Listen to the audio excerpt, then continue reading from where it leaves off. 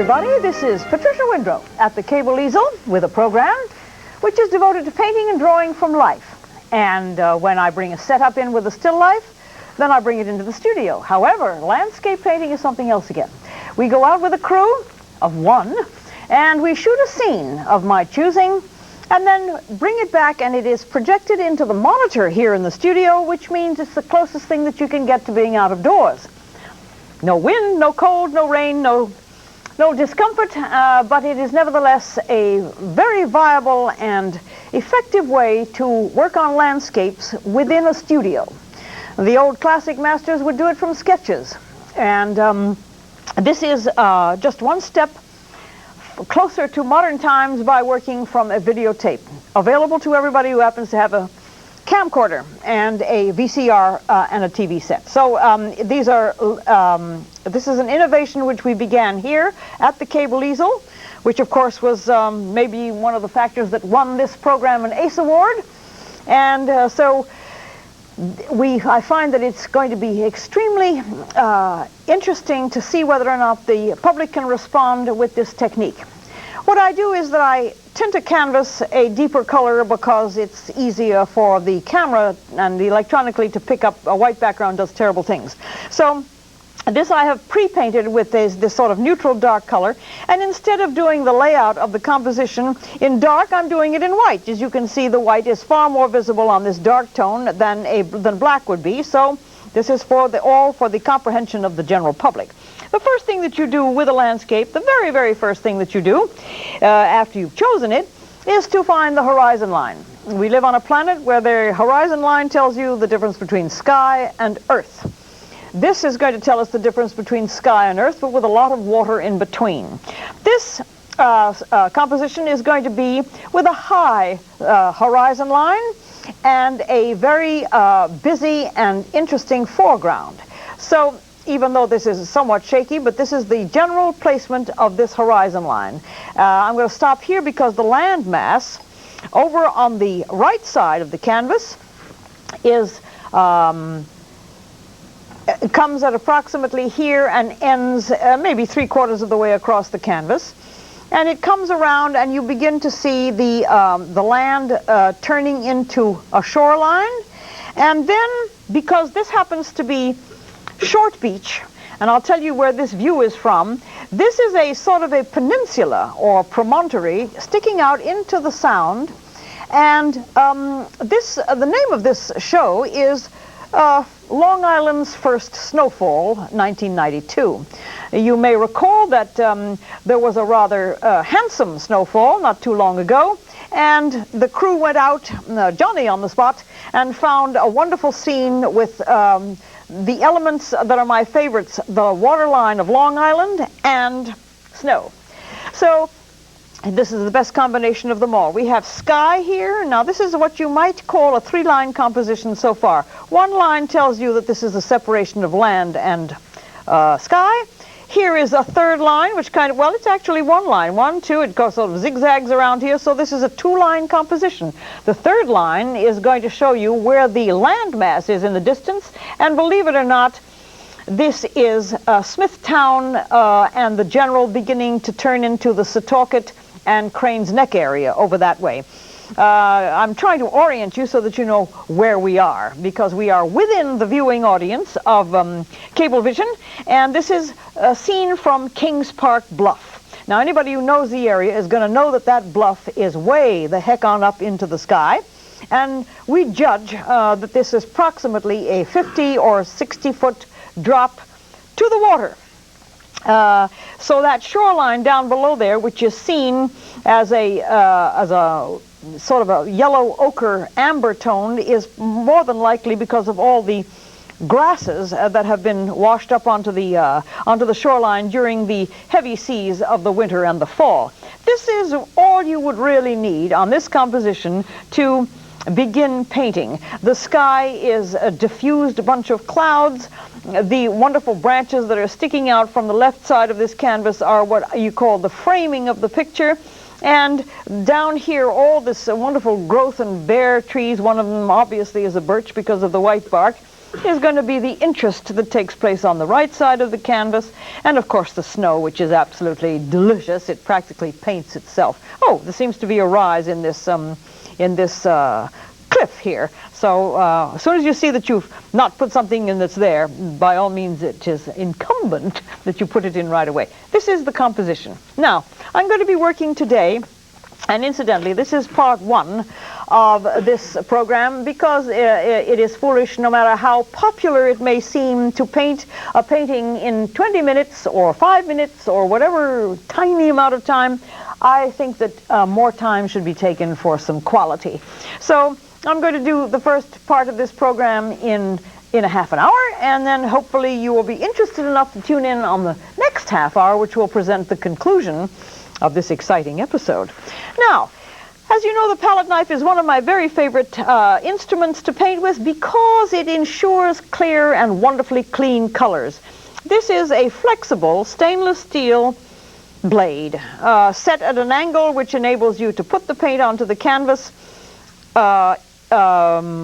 horizontally, as opposed to these absurd 4-inch wide brushes, and painting a background on as if it were the wall of the kitchen is not to be done on this program. This is an antidote to all of that kind of activity, using a paintbrush as if it were wall painting. This is not wall painting. This is an attempt to teach fine arts painting. I'm cleaning my palette knife right now. That's what you hear. This razor blade is cleaning it off, and during the course of the program, this blade will be wiped off many, many times. Well, let me first of all introduce to you how would you begin to approach the mixing of the color of this sky. I believe that I can mix the color right on the canvas. One of the reasons that I do this is because by mixing color on the palette, which is now a very acceptable professional looking palette, which I just made from another piece of canvas board, because I don't think that one has to go out and spend a fortune on palettes and things.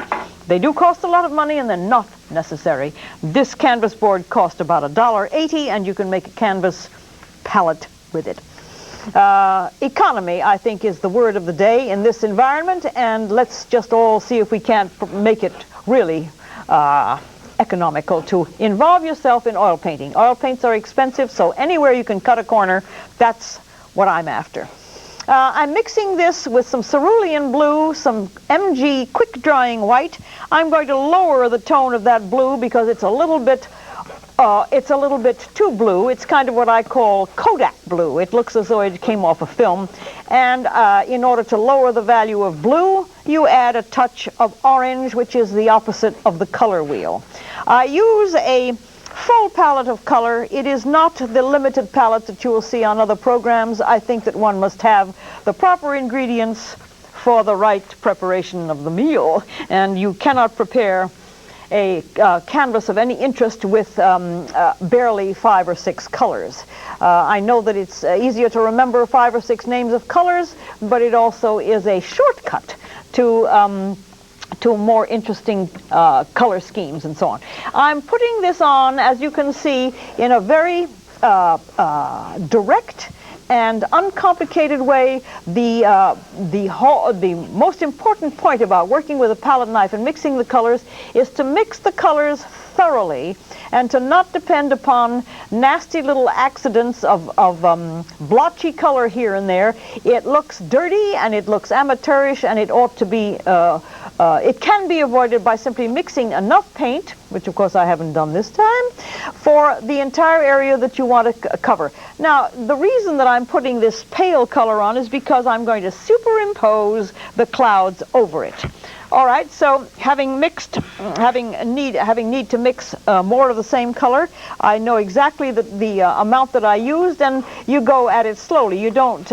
You try to avoid keeping adding white by if you have put too much of the pigment in the first time. So, because I have been at this for a terribly long time, I find it rather easy to know the proportions. The person starting out may have to do a little bit more.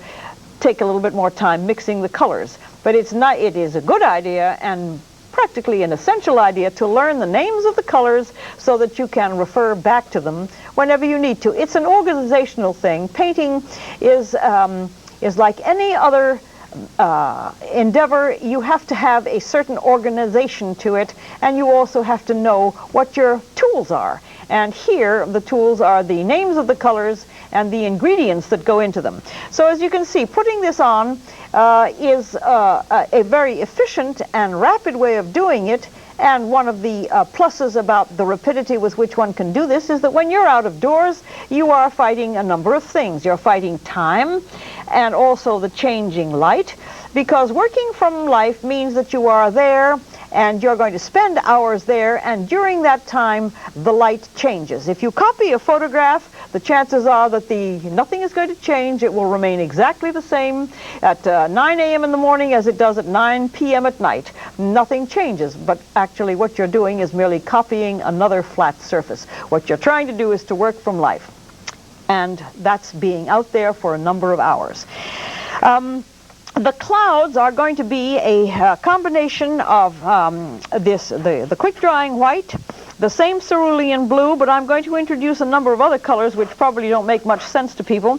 It's going to be some purple, spectrum purple, some spectrum orange, and we're going to try to arrive at a deep, cloudy color.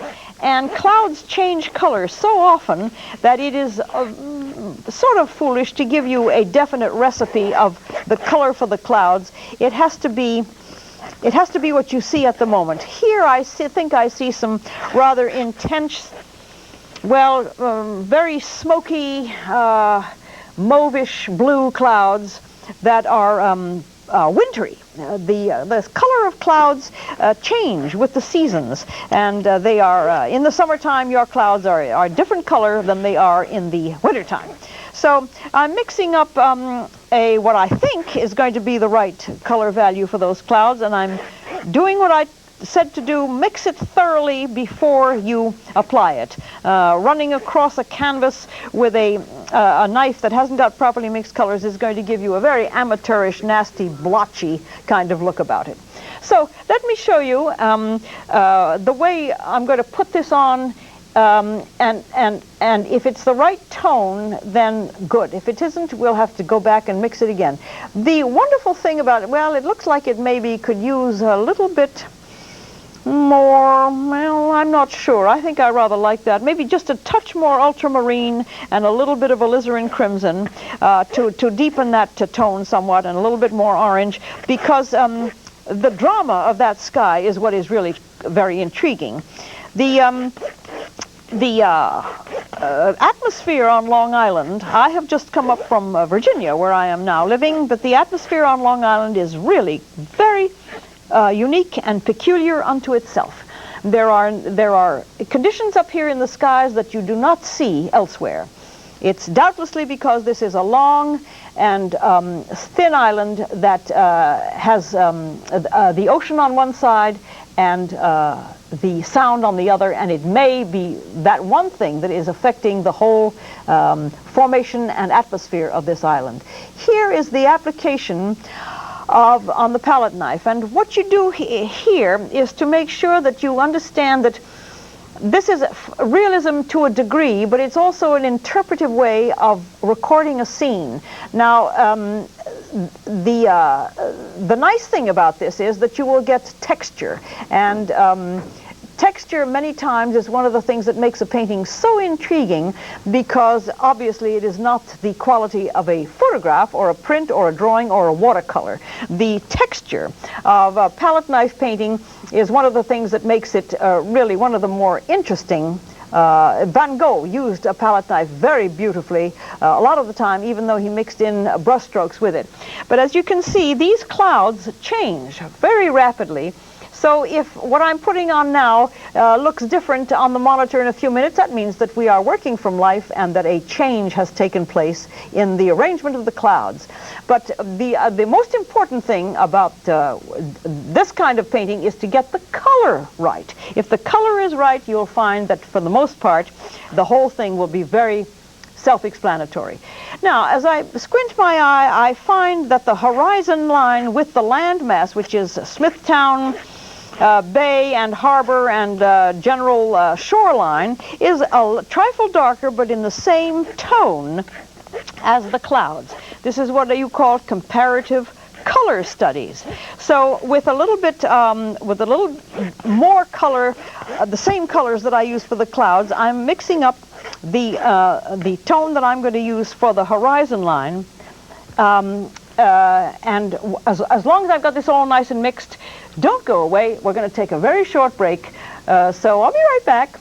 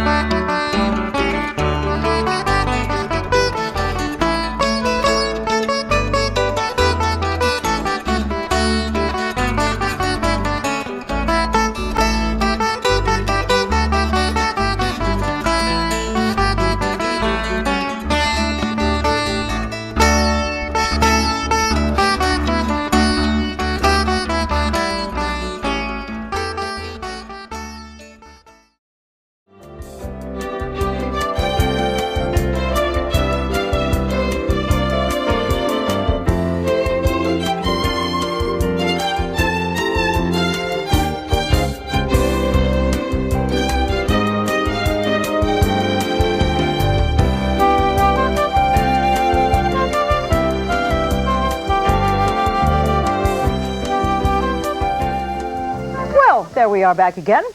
And to proceed with this part one of a view from Kings Park Bluff. In case you're just tuning in, we are over there standing about 50 feet above the shoreline with this shot due east from Kings Park. Because this is local origination, you have to know where we are.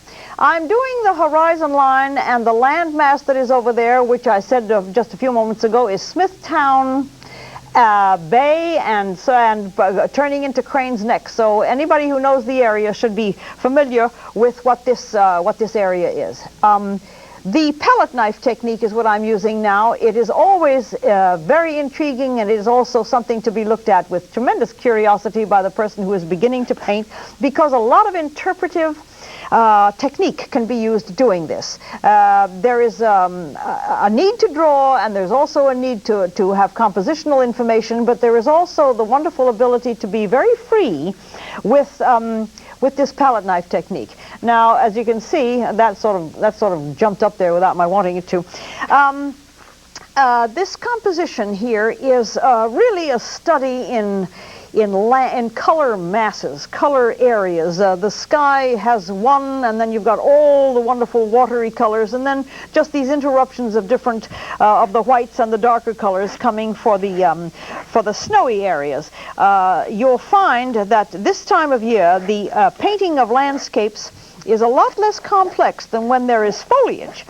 Foliage tends to be very difficult, and also greens are hard to do.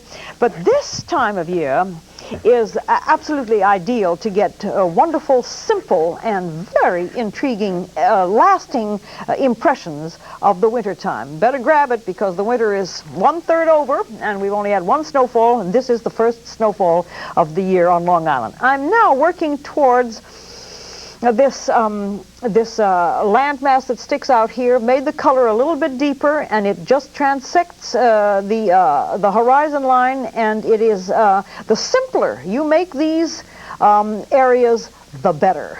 I think that when the painting is finished, after the next half-hour program, I attempt to always get as much done as possible, and then if there is any refining to be done, I will do it in my own studio. But working with these colors is very immediate, and it also requires a slight expertise on how to handle this. But that's why the program is here. It is to introduce you to the expertise which is needed for this kind of painting. I'm going to put the distant snow in right now, and I gotta get me some more white, and here it is. This is the nice big tube of MG quick drying white. This is the main color that you use for this kind of painting. It is the basis of most of the colors. White is the basis of most of these outdoor scenes because the predominant tones are pale. The wonderful feeling about these paints is that they will be dry tomorrow, and thoroughly dry tomorrow. So people who've been working with oil paints and find they have to wait for a week for something to begin to dry, this is the answer to that problem. Here, with what hopefully is one masterful stroke, we're going to sprinkle some snow on the shoreline of this landmass, which we are looking at, and it's Short Beach. Now, the snow is in many different patterns, but it's very far away, and the focus is obscured. So all I'm going to do is to give a tiny bit of texture to it and see whether or not I can simulate what I see. This is what you call very interpretive way of showing something in the great distance. Focus in the distance is different than what is in the foreground. So here we have putting the snow on this beach line here, and that's about all we need for now. I can always go back and put the little bit of snow that was apparently caught on the rocks over here. I can see very distant there, and there's also a little patch of snow up here in the woods of that peninsula, or this landmass that sticks out. All right, we've got the water to deal with now. The water is only slightly paler than the horizon line, and that means that I'm going to use what I have here on the palette, mix it up really thoroughly, because, as I said before, the more you mix the tone, the better it is.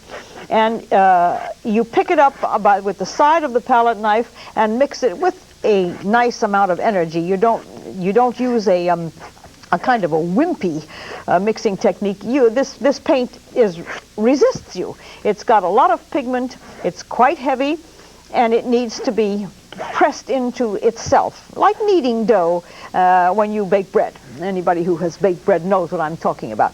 Let me see if this is pale enough. I do believe that will probably suffice for the water. And if I stop talking, it's because I've got to breathe. When I do this, I have a feeling that maybe I should have that a little bit lighter. But I'm going to put that on afterwards. Let me just palette knife this in as smoothly as possible, and I'm going to go past this snow line with the color and apply it over it. The reason for that is that the water is lapping up, and it's almost like what happens really out there. The water laps up against the snow. There is a logic to it, and I think that if you think about it for just a minute, the logic is to apply the paint almost in the way that the conditions took place out there. I've been watching some of the other programs that are instructing painting, and an awful lot of it is left out. A lot of it is merely a demonstration and entertainment. If there is a certain time that my program becomes maybe a little bit repetitious, maybe a little bit tedious, that's very much like things are in a classroom. You must repeat in order to make the point. And if I have to assume that while I'm doing all this, there are going to be moments that are not only maybe slightly boring, but also repetitious. I suppose that anybody who is taught knows that repetition is the greatest permanent teaching tool. The water, as it approaches the land, becomes darker. It happens very often. I've talked about it a number of times before. I admit every time I talk about it that I don't understand why it becomes darker, because the water towards the shoreline becomes shallower, and you would think, therefore, that it would be more transparent. But many, many times, and I must say more often than I can recall, it becomes darker, which is exactly what you see on your monitor here. It is darker towards the shoreline. Time, of course, does what it does. It runs out, and we are all victimized by it. But as before I close the show, I'd just like to run a pale line against that distant horizon to separate it from the land, because that's what the monitor tells me. And with what hopefully is one masterful stroke, I can get that that horizon there to be what I want it to be. If it doesn't work, I shall simply have to correct it after I'm off the air. Well, the masterful stroke could have been more masterful, so I think I'll just try that once more. Don't forget, this is a part one of a study taken from the Kings Park Bluff. That's sort of a tongue twister, and I'm not going to say it again. But anyway, after the first snowfall on Long Island, I don't know, I sure do get excited when those first snowflakes begin to fall. No matter what I'm doing, I do in fact admit that I put on the boots and walk in the first snow. So it is natural that I would be intrigued with doing a painting of this first event of the winter. Hopefully, without too much discomfort for all us who go through the Northeast winters, that it will not cause too much problems. The snow in Virginia this year was heavier than it was here, which is pretty weird because that's supposed to be farther south. We did get 4 inches down there, and I think that 2 or so fell up here. So much for the weather report. As I continue to do the distance, because the next program is going to deal with all of the foreground and all of the details of the trees. Let me tell you that here I see way at the end of this jutting out place, there must be a rock that's got snow on top of it, and that can be put in just with a slight blob, as you might say, of paint, and then another one here, and then there's another nice, apparently another nice little sand spit that sticks out in the water, and it's over here on the left, and the little sand spit is long and narrow, and the reason that I'm putting it on now is because I can apply the paint rather thick, and then you will see it looks almost sunstruck. It's so brilliant. This is one of the things that makes this palette knife painting such an intriguing thing to do. So as I close, which is almost immediately, I'm going to mix up the color for the little peninsula that sticks out there, upon which then I can apply the snow on top of it. So as you can probably guess by now, that this kind of painting is done in layers. You put them on top of one another. Layers, that's the word of the day. And I'm going to close this now. Wish you good day, and hope that you enjoyed it. And do tune in for the next part of this first snowfall of Long Island in 1992. Bye-bye. Pat Windrow at the Cable Easel. Thanks for watching.